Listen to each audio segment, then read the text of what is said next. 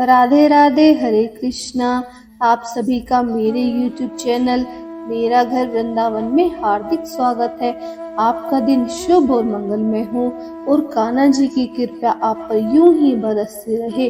तो आइए आज हम लोग जानेंगे कि 2024 जनवरी में किस दिन रखा जाएगा सफला एकादशी का व्रत, और जानते हैं शुभ मुहूर्त क्या है और मंत्र के बारे में।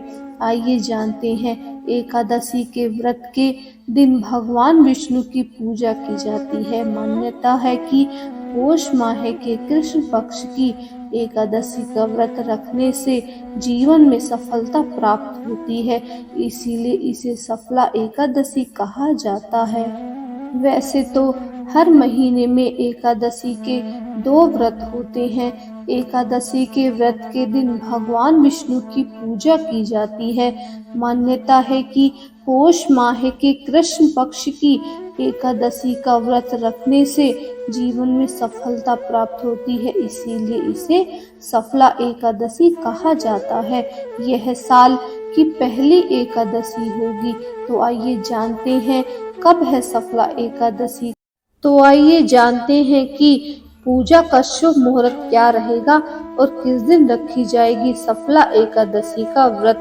7 जनवरी को सुबह 7:15 से रात 10:03 तक सिद्धि योग है। भगवान विष्णु की पूजा इस योग में करना शुभ होगा। व्रत का पारण 8 जनवरी को सुबह 7:15 से 9:20 के बीच में किया जाएगा। ऐसे में हमें 7 जनवरी को ही सफला एकादशी का व्रत रखना है। तो आइए जानते हैं मंत्र के बारे में। हमें ओम नमो भगवते वासुदेवाय का मंत्र ज्यादा से ज्यादा जाप करना चाहिए और हरे कृष्णा कृष्ण कृष्ण हरे हरे, हरे राम राम राम हरे हरे, ये मंत्र भी हमें ज्यादा से ज्यादा जप करना चाहिए। तो आइए जानते हैं कि हमें भगवान को क्या भोग लगाना चाहिए।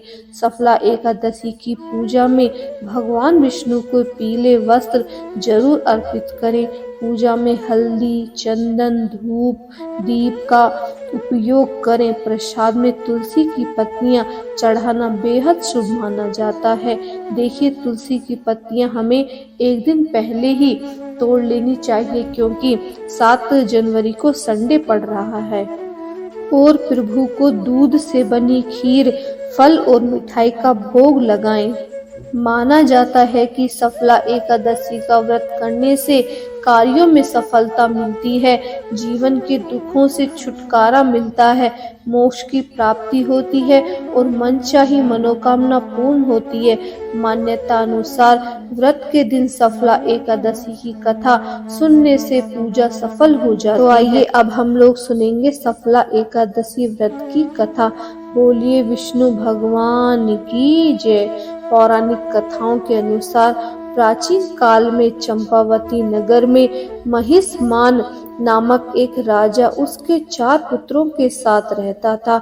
उसका सबसे बड़ा लुम्पक नाम का पुत्र महापापी और दुष्ट था। वह हमेशा कुकर्मों में लीन रहकर देवी देवताओं की निंदा करता था। एक दिन राजा ने क्रोध में आकर उसे राज्य से बेदखल कर दिया था।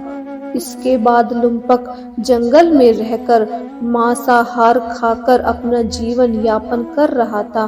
कहते हैं कि कभी कभी अनजाने में भी प्राणी ईश्वर की कृपा का पात्र बन जाता है।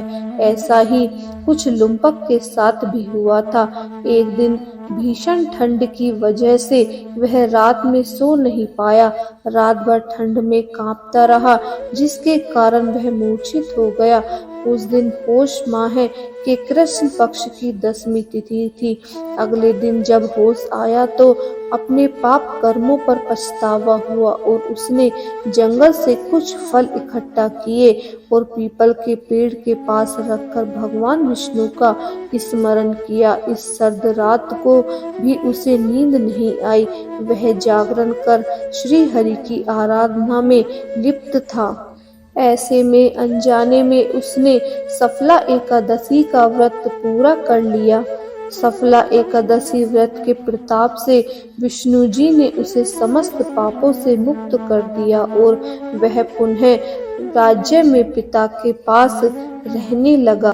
पिता ने सारी बात जानकर पुत्र लुम्पक को राज्य की जिम्मेवारी सौंप और वन में हरि भजन करने चले गए। लुम्पक ने वृद्धा अवस्था तक शास्त्रानुसार राज्य किया और अंत में वन में जाकर विष्णु जी का पूजन एकादशी व्रत के फल स्वरूप मोक्ष प्राप्त हुआ। मान्यता है कि सफला एकादशी का व्रत व्यक्ति के सारे कार्य सिद्ध कर देता है। तो बोलिए विष्णु भगवान की जय।